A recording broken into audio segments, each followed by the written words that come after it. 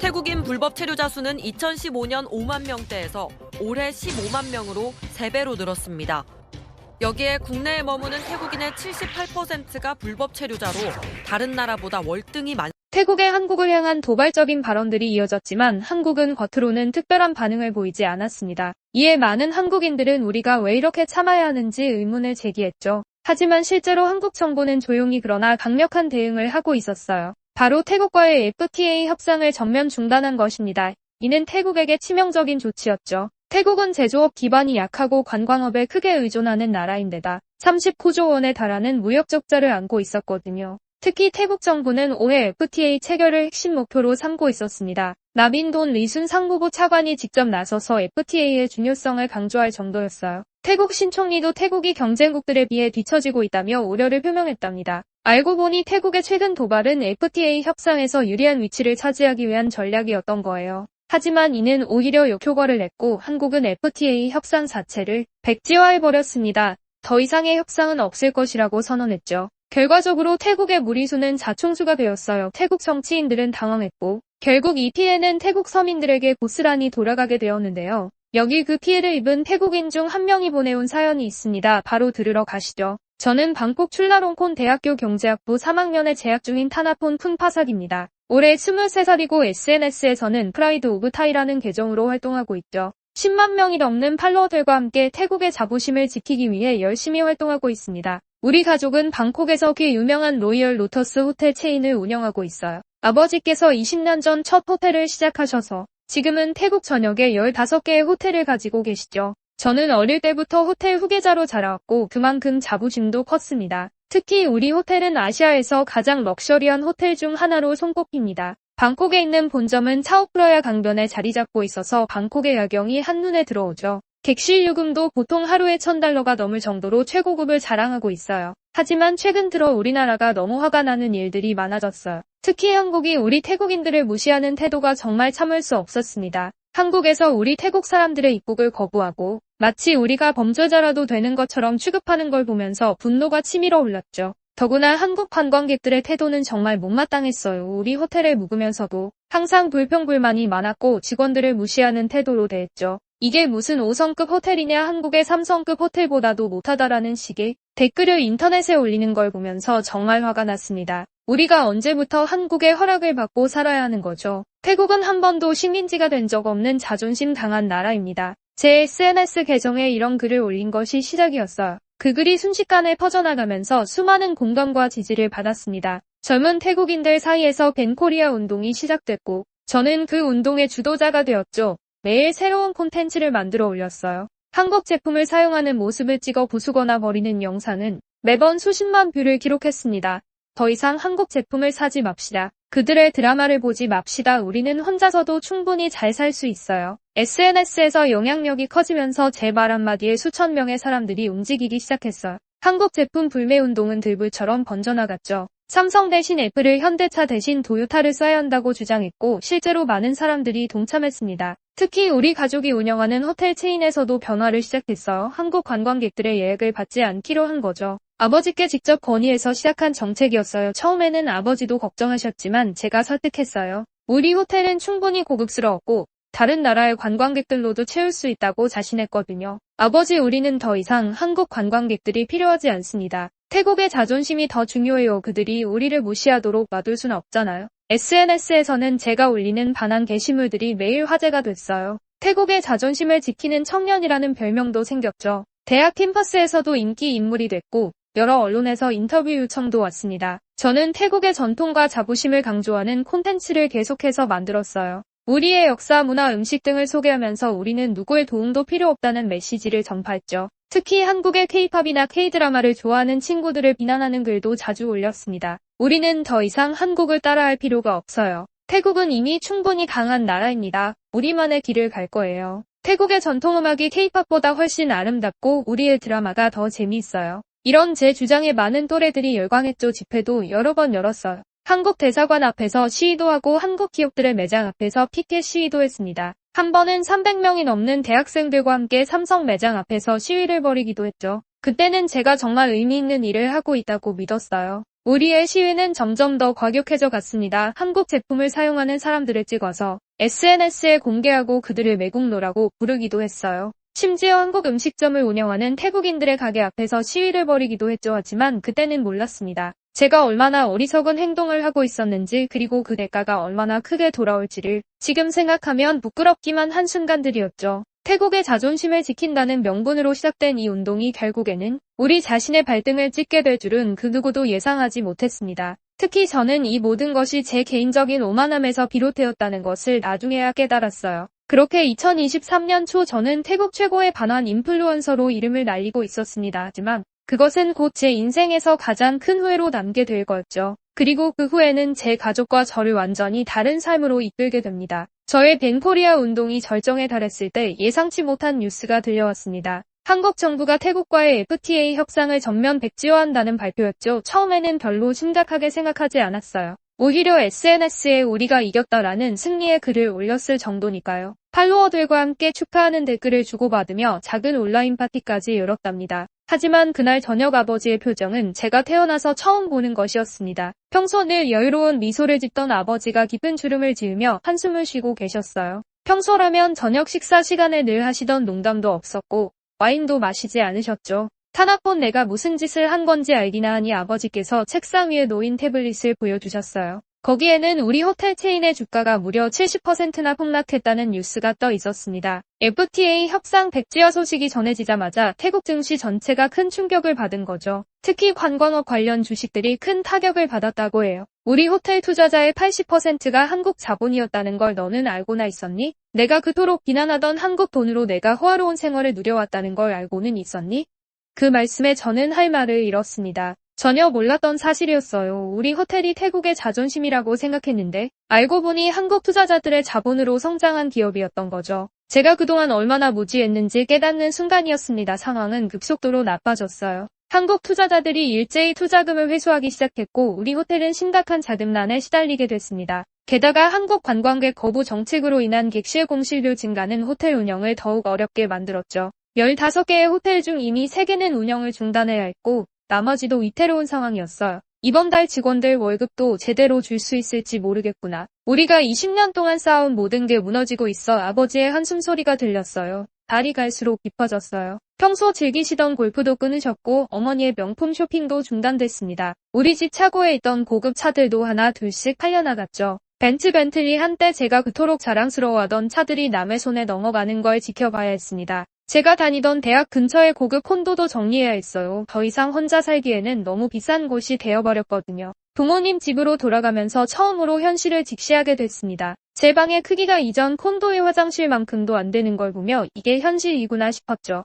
SNS에서는 제 영향력도 급격히 떨어지기 시작했어요. 팔로워들이 하나둘씩 떠나갔고 제가 올리는 글에 비난 댓글이 달리기 시작했습니다. 한때 저를 열렬히 지지하던 사람들도 이제는 등을 돌렸죠. 내가 주도한 반환운동 때문에. 우리 회사도 문을 닫게 생겼어. 우리 가족이 실직하게 생긴 게 다 너 같은 사람 때문이야. 너는 책임질 준비는 되어 있니? 우리의 생계는 누가 책임져? 댓글들을 보면서 처음으로 제가 한 행동의 결과가 어떤 것인지 깨닫기 시작했어요. 제 오만한 행동이 단순히 우리 가족뿐만 아니라 수많은 태국인들의 생계에 영향을 미치고 있었던 거죠. 한순간의 감정적인 행동이 이렇게 많은 사람들의 삶을 망가뜨릴 수 있다는 사실이 저를 괴롭혔습니다. 특히 충격적이었던 건 우리 호텔에서 일하던 직원들의 모습이었습니다. 그들에게 우리 호텔은 단순한 직장이 아닌 삶의 터전이었는데 제가 그들의 터전을 무너뜨린 거였죠. 쿤파사 부령님, 저희가 뭘 잘못한 걸까요? 우리는 항상 최선을 다했는데 오랫동안 저를 돌봐주던 수석 매니저의 이 말은 제 마음에 깊은 상처로 남았습니다. 그들은 아무런 잘못도 하지 않았는데 제 경솔한 행동으로 인해 일자리를 잃게 된 거였으니까요. 한 명 한 명의 얼굴을 보며 사과하고 싶었지만 말 한마디 제대로 못했습니다. 이제 우리 가족은 매일 밤 긴급 가족회의를 해야 했습니다. 은행 대출금 상환 계획을 세우고 어떤 호텔을 먼저 매각할지 논의하는 일이 일상이 됐죠. 한때 방콕 최고의 부자 가문이었던 우리 집이 이제는 빚쟁이들의 방문을 걱정해야 하는 처지가 된 거예요. 어머니는 매일 밤 오시면서 기도를 하셨고 여동생은 학교에서 친구들의 눈치를 보며 지내야 했습니다. 우리 가족 모두가 제가 저지른 실수의 대가를 함께 치르고 있었던 거죠. 타나폰, 이제 내 등록금도 내기 어려울 것 같구나. 내가 휴학을 해야 할 것 같아. 아버지의 이 말씀은 저를 완전히 절망으로 몰아넣었습니다. 저는 처음으로 아르바이트를 찾아보기 시작했어요. 한 번도 해본 적 없는 일이었지만 이제는 선택의 여지가 없었죠. 하지만 제 이름이 이미 SNS에서 유명해진 탓에 어느 곳에서도 저를 받아주려 하지 않았습니다. 그동안 당연하게 여겼던 것들이 하나 둘씩 사라지기 시작했습니다. 매일 아침 먹던 고급 커피, 친구들과의 호화로운 저녁 모임, 주말마다 가던 스파 트리트먼트, 이제는 모두 꿈같은 이야기가 되어버렸어요. 심지어 학교 내 식당에서 밥을 먹을 때도 가격을 확인하는 습관이 생겼죠. 가장 큰 충격은 우리 집 메이드였던 아줌마가 떠나는 날이었습니다. 제가 태어났을 때부터 저를 돌봐주신 분이었는데 이제는 그분의 월급조차 감당할 수 없게 된 거죠. 그제서야 저는 진정으로 눈물을 흘렸습니다. 그분이 마지막으로 챙겨주신 도시락을 들고 집을 나서면서 제가 얼마나 큰 실수를 저질렀는지 다시 한번 깨달았어요. 이제 저는 매일 아침 지하철을 타고 학교에 다녀야 했어요. 처음으로 대중교통을 이용하면서 평범한 시민들의 일상을 마주하게 됐죠. 그리고 그들의 얼굴에서 제가 저지른 실수의 결과를 보게 됐습니다. 출근길에 지친 표정으로 스마트폰을 보는 사람들, 그 화면 속에는 또 다른 회사의 폐업 소식이 흐르고 있었죠. 이것이 바로 현실이었습니다. 제가 그토록 자랑스러워하던 태국의 자존심은 결국 허상이었고 우리는 서로 협력해야만 살아갈 수 있는 존재라는 걸 뼈저리게 깨달았죠. 결국 저는 학교 근처 길거리 포장마차에서 아르바이트를 시작하게 되었습니다. 한때 호화로운 호텔의 후계자였던 제가 이제는 하루 300바트 벌기 위해 기름 냄새와 씨름하게 된 거죠. 포장마차 주인 아저씨는 처음에 저를 의심의 눈초리로 바라보셨어요. 부유한 집 도련님이 왜 이런 일을 하겠냐는 눈빛이었죠. 처음에는 너무나 창피했어요. 혹시라도 아는 사람이 볼까봐 마스크와 모자를 푹 눌렀었죠. 손에는 화상을 입어 연고를 바르기 일쑤였고 옷에서는 항상 기름 냄새가 났습니다. 하지만 생존을 위해서는 선택의 여지가 없었습니다. 등록금과 생활비를 벌어야 했으니까요. 포장마차가 있는 곳은 램차방 공단 근처였어요. 예전엔 한국 기업들의 공장이 즐비했던 곳이죠. 삼성, LG, 현대 큰 기업들의 간판이 즐비했던 이곳은 이제 텅 빈 건물들만 남아 있었습니다. 밤이 되면 깜깜한 공장 건물들이 마치 유령처럼 서 있는 모습이 너무나 쓸쓸해 보였어요. 아저씨, 여기 예전에는 사람이 더 많았다면서요? 포장마차 사장님은 깊은 한숨을 내쉬셨어요. 그럼 공장들이 돌아갈 때는 저녁마다 술술 장사가 잘 됐지. 공장 직원들이 퇴근하면서 꼭 들르곤 했어. 한국 직원들은 특히 단골이었지. 매운 음식을 잘 먹었거든. 근데 이제는 봐봐. 다들 어디로 갔는지. 사장님 말씀처럼 거리는 한산했습니다. 가끔 지나가는 사람들의 표정에는 깊은 시름이 가득했죠. 그들 대부분이 실직자들이었다는 걸 나중에 알게 됐어요. 한때 활기찼던 거리는 이제 마치 버려진 도시처럼 변해 있었습니다. 우리 아들도 삼성에서 10년을 일했어. 과장까지 승진했었지. 월급도 좋았고 회사에서 교육도 많이 시켜줬대. 이제는 실업급여로 겨우 버티는 중이지. 새 직장을 구하고 있지만 한국 기업만큼 좋은 조건을 주는 곳이 없어. 한국 기업들이 떠나면서 직접적인 일자리 손실뿐만 아니라 연관 산업에서도 수많은 실업자가 발생하고 있었어요. 식당, 세탁소, 문구점, 공장 주변의 모든 가게들이 문을 닫고 있었습니다. 특히 충격적이었던 건 어느 날 제가 다니던 대학의 교수님을 포장마차에서 만난 일이었습니다. 경제학과의 저명한 교수님이었는데 술에 취해 들려주신 이야기가 아직도 잊히지 않아요. 자네들이 모르는 게 있어. 태국 GDP의 15%가 한국 기업들과 직간접적으로 연관되어 있다는 걸. 이건 단순한 감정의 문제가 아닌 거야. 우리나라 경제가 한순간에 무너질 수도 있는 문제라고. 교수님의 말씀은 제게 큰 충격을 주었습니다. 제가 그동안 얼마나 무지했는지, 현실을 제대로 보지 못했는지 깨달았죠. 교수님은 계속해서 설명해 주셨어요. 한국 기업들이 가져온 기술 혁신, 일자리 창출, 수출 증대 효과까지 우리가 잃어버린 것은 단순한 공장 몇 개가 아니었던 거죠. 매일 밤 포장마차에서 일하면서 저는 더 많은 이야기를 듣게 됐어요. 한국 기업에서 일하다 실직한 사람들, 그들의 가족들, 주변 상인들, 그들의 이야기는 모두 비슷했습니다. 안정적이었던 삶이 한순간에 무너져버린 거죠. 한국 회사는 월급도 제때 주고 복지도 좋았는데 이제는 그런 직장 구하기 힘들어. 중국 회사들은 월급도 적게 주고 노동 강도는 더 세다더라. 우리 딸이 다니던 학원도 문 닫았어. 공장 직원들 자녀가 많았거든. 이제는 애들 학원비도 부담스러워. 이런 이야기들을 들으며 한국 기업들이 단순히 돈을 벌기 위해 태국에 있었던 게 아니란 걸 알게 됐어. 그들은 우리 지역 사회의 중요한 일부였던 거죠. 일자리를 만들고 기술을 전수하고 지역 경제를 활성화시켰던 겁니다. 더 충격적인 사실은 베트남 이야기였어요. 태국을 떠난 한국 기업들이 대부분 베트남으로 이전했다는 거죠. 거기서는 오히려 더 많은 투자와 일자리를 만들어내고 있다고 해요.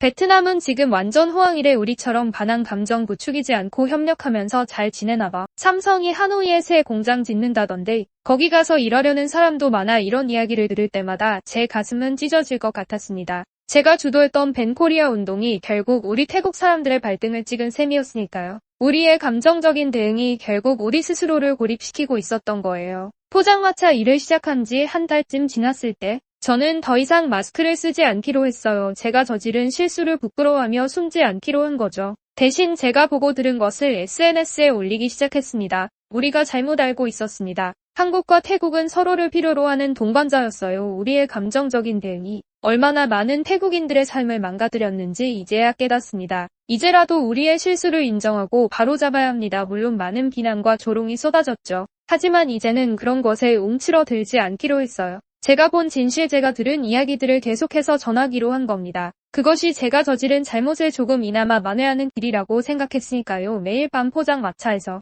일하면서 저는 조금씩 변화하고 있었습니다.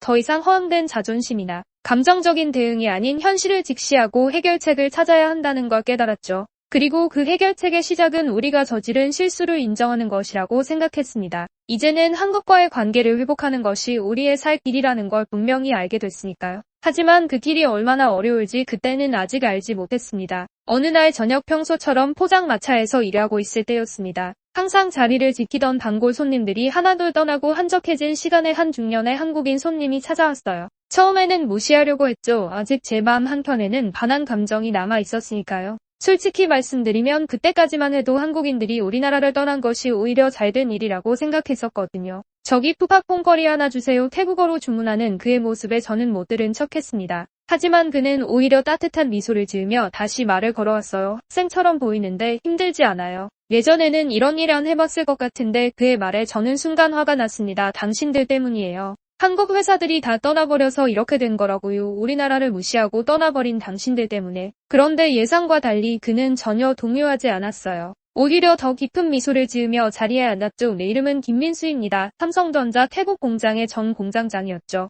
30년간 이곳에서 일했고 이제는 모든 걸 정리하고 한국으로 돌아가려 합니다. 그 말에 저는 깜짝 놀랐어요. 바로 얼마 전까지 이 지역 최대 공장을 이끌었던 사람이 이렇게 허름한 포장마차에 앉아있다니. 더구나 제가 그토록 비난했던 그들 중 한 명이었다니 순간 무슨 말을 해야 할지 몰랐습니다. 김 공장장은 천천히 이야기를 시작했습니다. 1990년대 초반 태국에 처음 공장을 세울 때의 이야기부터요. 그때는 이 근처에 아스팔트 도로도 없었어요. 비가 오면 진흙탕이 되는 길을 매일 다녔죠. 전기도 자주 나갔고 물도 제대로 나오지 않았어요. 하지만 우리는 태국 직원들과 함께 이곳을 세계적인 생산기지로 만들어냈어요. 그들의 열정과 성실함이 있었기에 가능했죠. 2000년대에 들어서며 공장은 전성기를 맞았다고 해요. 연간 수출액이 10억 달러를 돌파했고 직원도 2만 명이 넘었다고 합니다. 단순히 공장 하나가 아닌 지역 전체의 경제를 살리는 심장과도 같은 존재였던 거죠. 우리 직원들이 얼마나 성실했는지 아나요?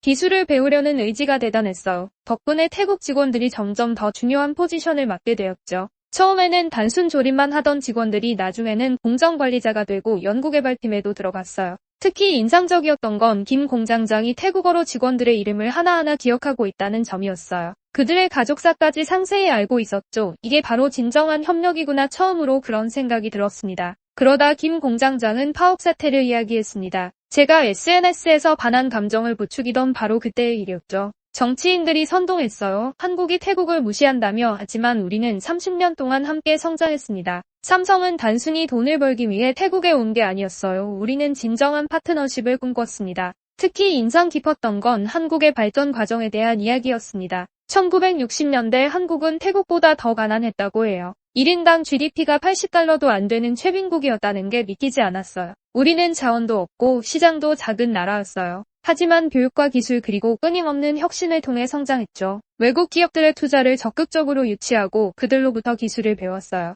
태국도 충분히 그렇게 될 수 있습니다. 하지만 그러려면 서로를 적대시하는 게 아니라 협력해야 합니다. 매일 밤 김 공장장은 포장마차를 찾아왔고 우리는 많은 이야기를 나눴습니다. 한국의 경제발전 과정, 삼성이 세계적 기업으로 성장한 이야기, 그리고 태국과 한국이 함께 이뤄낸 성과들, 그의 이야기를 들으며 저는 제가 얼마나 편협한 시각을 가지고 있었는지 깨닫게 됐어요. 특히 충격적이었던 건 제가 SNS에서 퍼뜨린 거짓 정보들이 얼마나 많은 사람들에게 상처를 주었는지 알게 된 거예요. 김 공장장은 공장 폐쇄 당시 울면서 떠나야 했던 태국 직원들의 이야기를 들려주었습니다. 그들에게 삼성은 단순한 직장이 아닌 제2의 가족이었다고 해요. 30년 동안 함께 일했던 직원이 있었어요. 그는 우리 회사에서 일하면서 새아이를 대학까지 보냈죠. 마지막 날 그가 내 손을 잡고 울면서 말했어요. 우리가 뭘 잘못했습니까? 그때 저는 대답을 할 수 없었습니다. 마지막 날 김 공장장은 저에게 작은 선물을 주었습니다. 30년 전 태국 공장에서 처음 만든 TV 리모컨이었어요.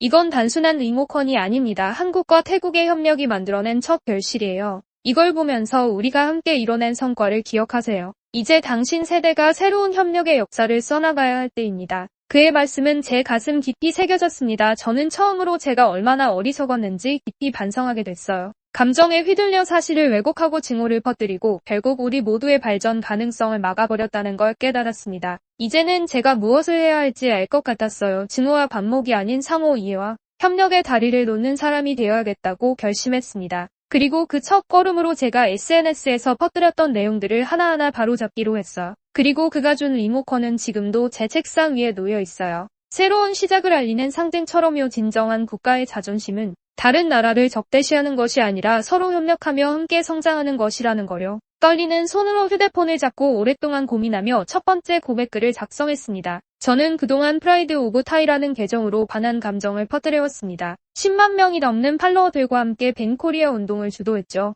하지만 이제는 제가 얼마나 큰 잘못을 저질렀는지 깨달았습니다. 제가 퍼뜨린 거짓 정보와 증오로 인해 수많은 태국인들이 일자리를 잃었고 우리 경제는 큰 타격을 받았습니다. 처음 올린 이 게시물은 순식간에 화제가 되었어요. 좋아요 수가 폭발적으로 늘어났지만 대부분은 비난의 목소리였습니다. 한때 저를 열렬히 지지하던 팔로워들은 배신자, 외국노라며 저를 공격했고 일부는 제 개인정보를 공개하겠다고 협박했죠. 너의 가족이 파산한 게 잘 되었다. 한국 돈을 받고 이런 글을 쓰는 거 아니냐. 너 같은 배신자는 태국을 떠나라. 하루에도 수백 개의 악성 댓글이 달렸고 심지어 제 학교 정보까지 퍼지기 시작했습니다. 하지만 저는 멈추지 않았어요. 오히려 더 구체적인 사실들을 공개하기 시작했습니다. 매일 새로운 게시물을 올렸어요. 제가 과거에 올렸던 허위 정보들을 하나하나 팩트체크하며 바로잡았고 포장마차에서 만난 실직자들의 이야기 김 공장장님에게 들은 한국 기업의 진실된 모습을 공유했죠. 제가 과거에 한국 기업들이 태국 노동자들을 착취한다고 주장했던 것은 완전한 거짓이었습니다.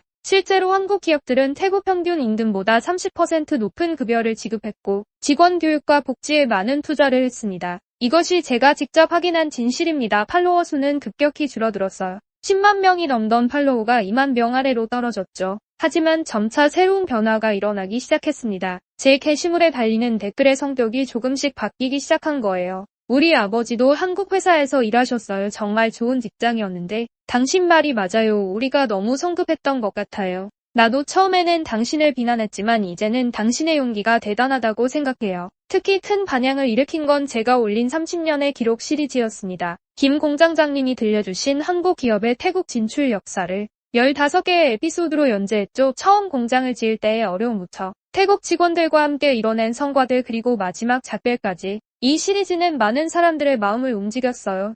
점차 제 계정은 한태 관계에 대해 진지하게 고민하는 플랫폼으로 변모해 갔으니 다 새로운 팔로워들이 늘어나기 시작했고 그들은 이전과는 다른 성격의 사람들이었어요. 경제를 공부하는 대학생들, 국제관계에 관심 있는 젊은 직장인들, 그리고 미래를 걱정하는 실직자들까지. 특히 제가 힘을 실어 다룬 것은 베트남의 사례였습니다. 태국을 떠난 한국 기업들이 베트남에서 어떻게 성공적으로 정착했는지, 그리고 그것이 베트남 경제에 어떤 영향을 미쳤는지 상세히 다뤘죠. 이 내용은 태국 주요 언론에도 인용될 정도로 반향을 일으켰습니다. 1년이 지난 지금 제 계정의 성격은 완전히 바뀌었습니다. 더 이상 증오와 대립을 조장하는 곳이 아닌 상호 이해와 협력을 모색하는 공간이 되었어요. 팔로워 수는 5만 명 정도로 회복되었고 매일 건설적인 토론이 이어지고 있습니다. 우리의 실수가 미래 세대들에게 중요한 교훈이 되길 바랍니다. 국가 간의 관계는 감정이 아닌 상호 이해와 존중을 바탕으로 해야 합니다. 이것이 제가 깨달은 가장 큰 진실입니다. 이제 저는 새로운 꿈을 꾸고 있습니다. 단순한 SNS 인플루언서가 아닌 한때 관계 개선을 위해 실질적으로 기여하는 사람이 되고 싶어요. 대학에서 국제통상을 공부하면서 양국 관계의 새로운 장을 열어가는 데 도움이 되고 싶습니다. 김 공장장님이 주신 리모컨을 볼 때마다 저는 다짐합니다. 이제는 증오가 아닌 이해를 대립이 아닌 협력을 추구하겠다고. 비록 우리가 잃어버린 것들을 당장 되찾을 순 없겠지만 새로운 미래를 향해 한 걸음씩 나아갈 수 있다고 믿습니다. 우리의 이야기는 아직 끝나지 않았습니다. 새로운 시작을 위한 첫 장을 열고 있을 뿐이죠. 그리고 저는 이 이야기가 행복한 결말을 맺을 수 있도록 제가 할 수 있는 모든 것을 다할 것입니다. 이것이 제가 전하고 싶은 진실한 사과이자 새로운 희망의 이야기입니다. 그리고 저는 믿습니다. 언젠가 한국과 태국이 다시 손을 잡고 더 큰 발전을 이룰 그날이 반드시 올 것이라고요. 오늘의 사연은 여기까지인데요. 출라롱콘 대학에서 타나폰 씨의 감동적인 사연 감사하며 앞으로도 응원하겠습니다. 구독과 좋아요 사랑입니다. 감사합니다.